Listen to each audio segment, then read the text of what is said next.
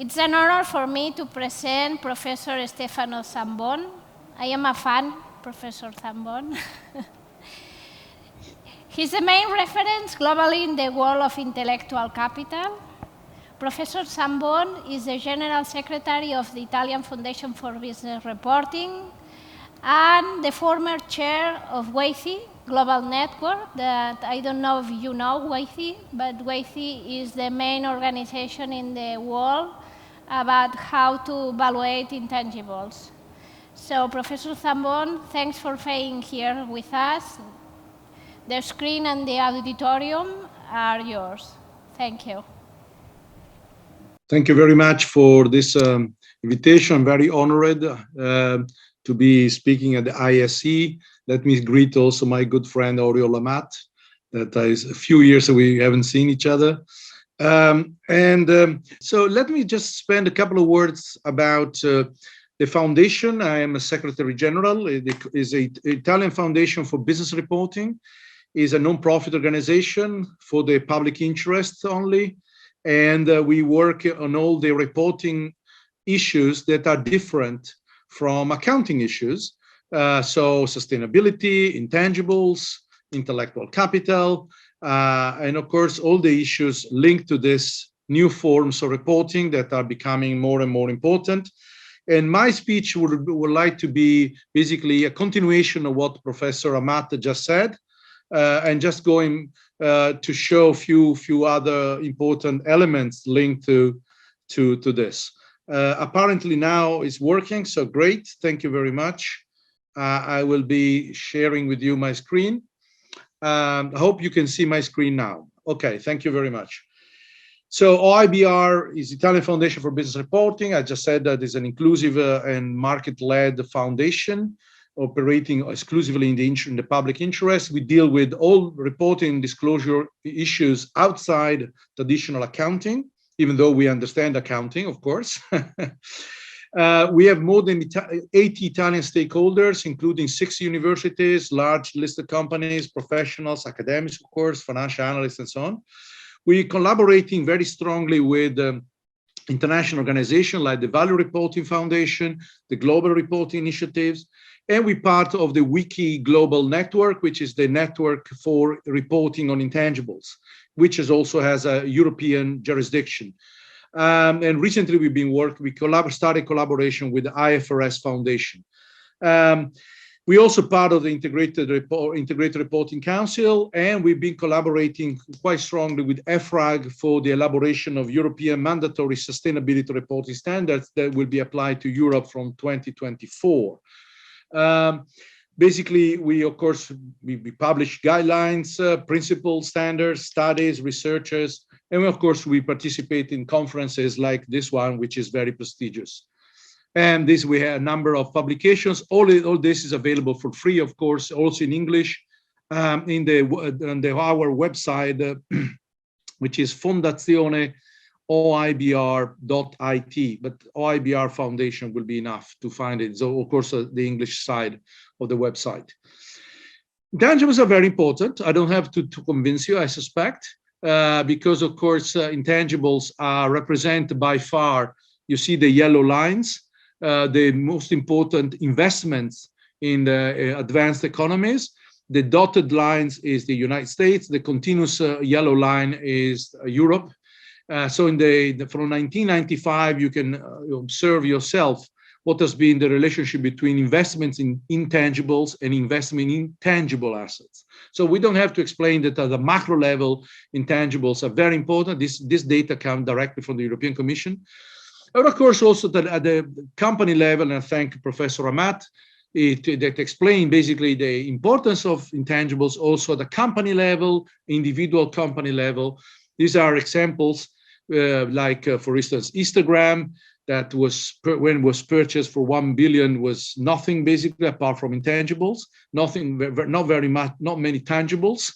Of course, nowadays the components of Standard & Poor's 500 market value of companies is more than 90% is about intangibles. And of course, there's no comparison between the weight, the importance of intangibles in the top 5 biggest company in the world vis-a-vis their tangibles. So there are all little signs that clearly we are based in an intangibles-based economy, of which, remember, knowledge is the mother of all intangibles. That's also my position.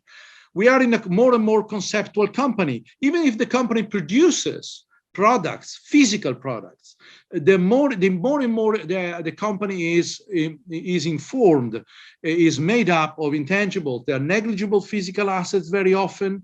Very often they are very intangibles intensive, the conceptual company, R&D, just being reminded by Professor Amat, brands, alliances, human resources, organizational capital, of course, software, information system, data, strong patent and trademark protection, extensive trade in intellectual property, extensive outsourcing of manufacturing, distribution, and low knowledge functions. So basically, companies tend to internalize more and more knowledge, of course, and knowledge-related functions, and of course, flexible business models. There are some signs, not all the companies have exactly the same signs, but these are some manifestations of the conceptual company today.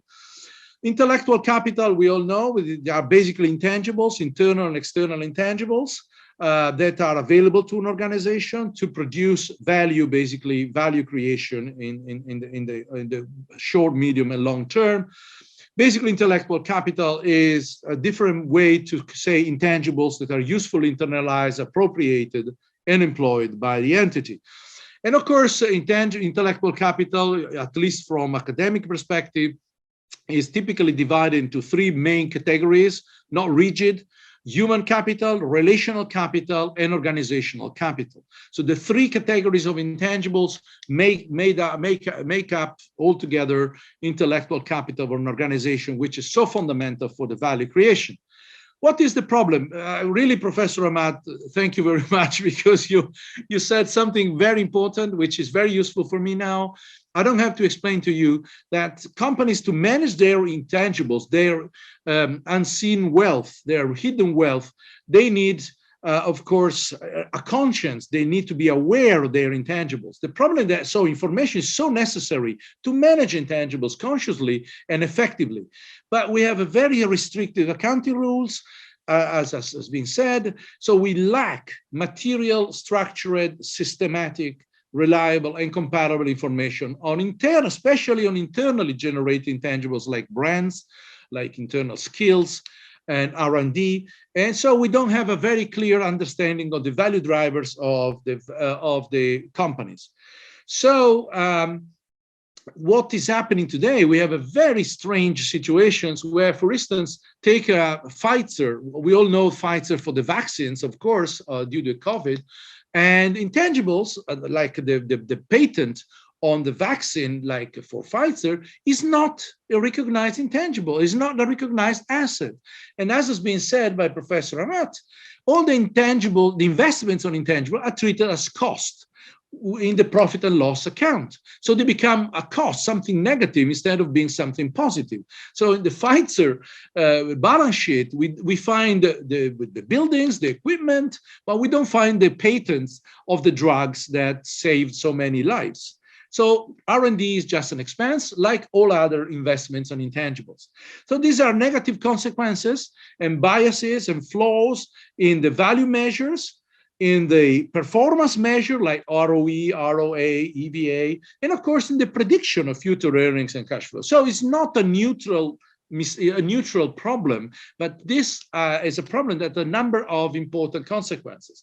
Also internally, management very often does not have information on intangibles, information on R&D productivity, information on brands internally, and so this might distort corporate resource allocation internally.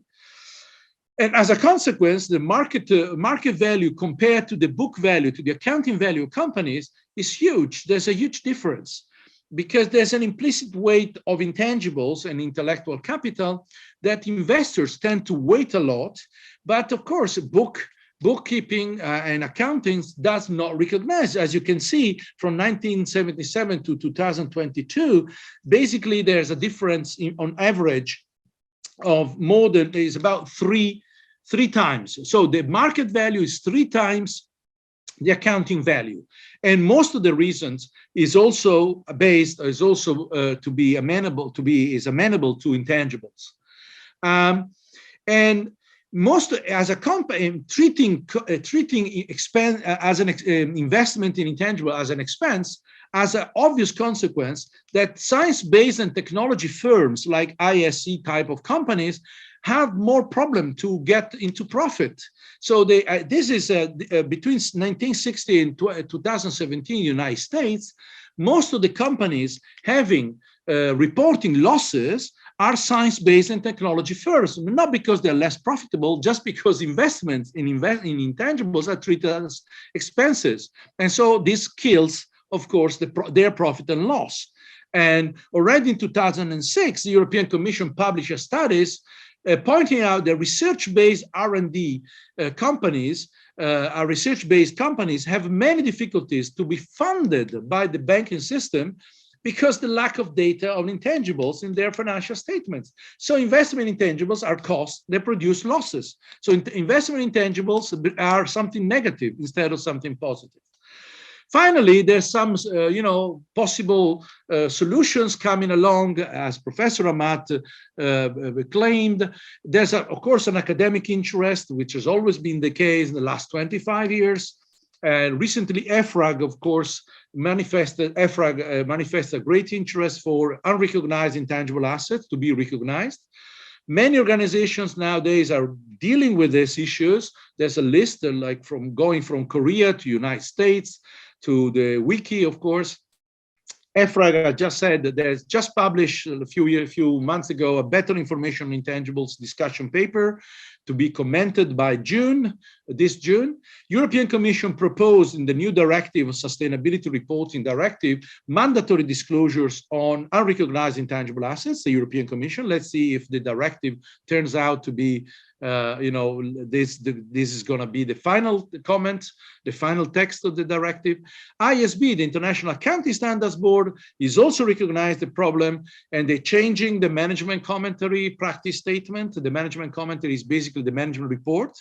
And of course, just a few days ago, they voted to have a new project on accounting for intangibles. So there's some hope. And of course, many organizations also in Spain, I remember Iberdrola, for instance, they publish integrated reporting. They use integrated reporting frameworks, which is nowadays applied by more than 2,100 companies. And in this framework, of course, there's a recognition of intangibles. So this is just to remind you that we have a WICI intangibles reporting framework. This WICI is the global network for this type of issues on reporting on intangibles. Is publicly available, of course, easy to find. And these are the 6 capitals that create value according in the integrated report. So there's outside accounting, I understand, but at least there are some information. There are 6 capitals creating value, 3 of which, in yellow, intellectual capital, social and relationship capital, human capital are very much linked to intangibles and talent and research, as has been said before me.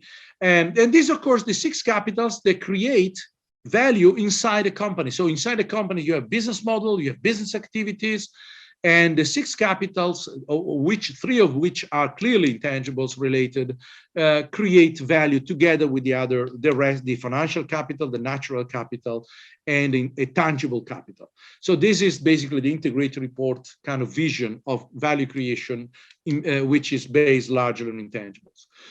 Recently, a couple of things to close. University of Ferrara conducted a large research in Europe and internationally about asking investors and preparers, so companies, investors and companies, which are the most important information from your perspective on intangibles that is missing today. So we have, not surprisingly, research and development with high scoring out of 10, so 7.2 for preparers, for companies, and 7.9 for users. But also IP for users are very important, know-how. Software information systems for preparers are very high. Strategy for preparers is also useful information, but also business models, customer satisfaction. on the bottom left, the human capital, the skills, the talents are very useful information for users. So this means that users, investors would like to have more information on this. And of course, intangibles related risks and opportunities. So in a sense, it's very interesting that even companies and especially investors would like to have more information, especially on this particular subject areas. And the specific information, the specific question here was, will the availability of more information on intangibles change the value, your perception of the value of the companies? The blue lines are those that said yes. Yes, to have more information would increase the value of the company, in my perception, and for 50% of these people, the value of the company would increase. So it's not neutral not to have information on intangible. It might be also a problem for companies. It will be a damage because the value of companies would probably increase if they can produce more information on intangibles. And finally, intangibles can be the connecting element between financial reporting and sustainability reporting. Now, ESG factors are becoming more and more important, sustainability factors. So intangibles are the natural bridge between financial reporting and sustainability reporting. This comes from the WICI Intangible Reporting Framework, I think, and is more and more recognized internationally as a truth. Also, ISB and EFRAG are saying exactly that. So we're moving into a sustainability that is more complex, which is about value creation, not only sustainability on the natural environment and the society, of course, but also intangibles are part of the business sustainability together with the business model.